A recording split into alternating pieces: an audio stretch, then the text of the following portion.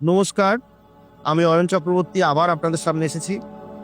আজকে আমাদের আলোচ্য বিষয় কর্মে উন্নতি বা ব্যবসায় উন্নতি বা আর্থিক উন্নতি।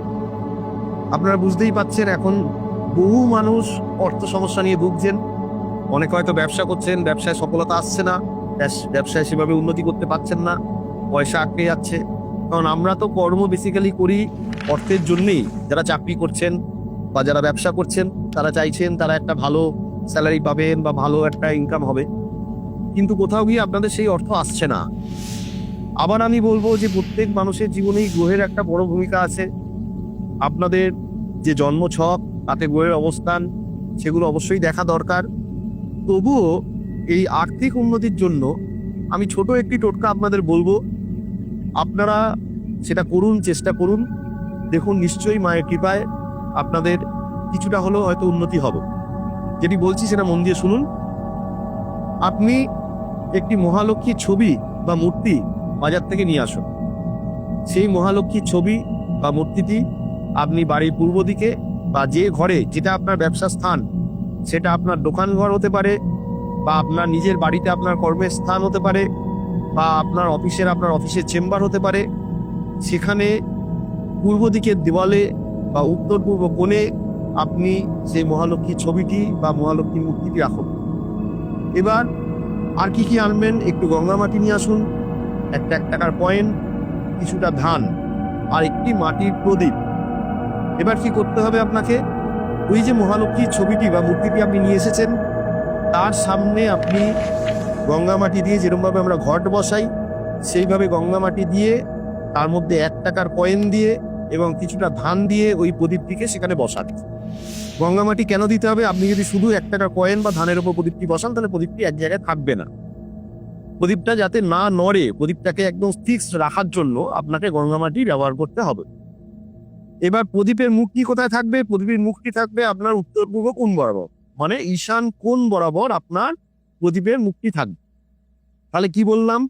গঙ্গা মাটি, 1 টাকার কয়েন, একটু ধান, সেটা দিয়ে আপনি প্রদীপটাকে এমনভাবে বসালেন যাতে প্রদীপের মুখটি ঈশান কোণের দিকে থাকে বা উত্তর পূর্ব কোণের দিকে থাকে এবং প্রদীপটি যাতে না নড়ে। এখানে আপনাকে কি করতে হবে? প্রত্যেক দিন সন্ধ্যেবেলা আপনি এই প্রদীপটায় ঘিয়ের প্রদীপ জ্বালাবেন, কখনোই তেল নয়। ঘি দিয়ে আপনি এই প্রদীপটিকে জ্বালাবেন। প্রত্যেক দিন সন্ধ্যাবেলা আপনি প্রদীপ কোনোভাবেই নড়াবেন না, প্রদীপটা ওইখানে ফিক্স থাকবে। ওর মধ্যে আপনি ঘি দেবেন, সলতে দেবেন, দিয়ে প্রদীপ জ্বালাবেন এবং প্রত্যেক দিন আপনি এটা শুরু করবেন। একটি বৃহস্পতিবার থেকে, কোনো একটি বৃহস্পতিবার থেকে আপনি কাজটি করা শুরু করবেন এবং সেটা কিন্তু আপনাকে প্রত্যেক দিন করে যেতে হবে। এবং যখন করবেন তখন প্রত্যেক দিন আপনি সলতেটি পাল্টে দেবেন, প্রত্যেক দিন একটি করে নতুন সলতে দেবেন, সেই ঘিয়ের প্রদীপ জ্বালাবেন। ওই প্রদীপটিতে যতটা ঘি থাকবে সেটা নিজের মতো জ্বলবে। তারপরে আবার পরের দিন আপনি চেঞ্জ করে দেবেন। কোনটা চেঞ্জ করবেন? কলতেটা। কখনোই কিন্তু প্রদীপ নড়াবেন না। এই টোটকাটা আপনারা করতে থাকুন।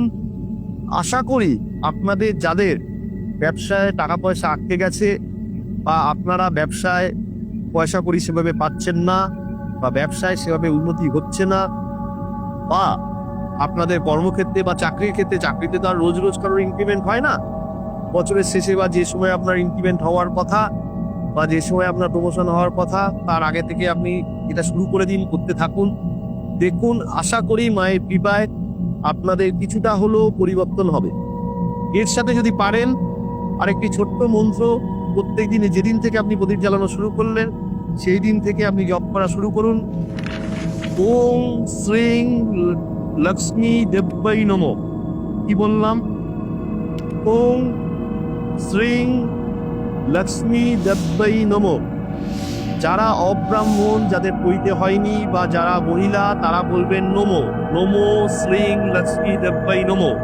আর যারা ব্রাহ্মণ তারা বলবেন ওং শ্রীং লক্ষ্মী দেব্যাই নমঃ। এইটার কিন্তু অন্যথা করবেন না। আপনাদের অনেকেই মনে হতে পারে, আমরা বিভিন্ন জায়গায় বিভিন্ন প্রোগ্রামে দেখি যে আমরা অব্রাহ্মণ কেন উচ্চারণ করতে পারবো না, মহিলা কেন উচ্চারণ করতে পারবো না। আমি আপনাদের সমস্যার সমাধানের জন্য এসেছি। আমি যে জিনিসটা বলবো সেটা অক্ষরে অক্ষরে পালন করুন, দেখবেন যে আপনাদের কিছুটা হলেও পরিবর্তন হবে। আপনারা নিজেদের মতো কিছু করতে যাবেন না, আপনারা বলবেন ওম শ্রীং লক্ষ্মী দেব্যই নমঃ। যারা ব্রাহ্মণ, যারা অব্রাহ্মণ বা কন্যা যারা বা মহিলা যারা, তারা বলবেন নমো শ্রীং লক্ষ্মী দেব্যই নমঃ। এই যে প্রদীপ জ্বালালেন যেদিন থেকে, সেই দিন থেকে মা লক্ষ্মীর এই মন্ত্রটি আপনার তার সঙ্গে জপ করতে শুরু করুন। প্রত্যেক দিন 108 বার করে করবেন। আপনি যখন সকালে স্নান করে উঠছেন, স্নান করে আপনি ওই লক্ষ্মী দেবীর মূর্তির সামনে বা ছবির সামনে এই মন্ত্রটি জপ করবেন এবং সন্ধ্যাবেলা ওই প্রদীপটি জ্বালাবেন। আপনি যদি দিনের বেলাতেও জ্বালাতে পারেন, কোনো অসুবিধা নেই, কিন্তু প্রতি সন্ধ্যায় এটা জ্বালাতেই হবে।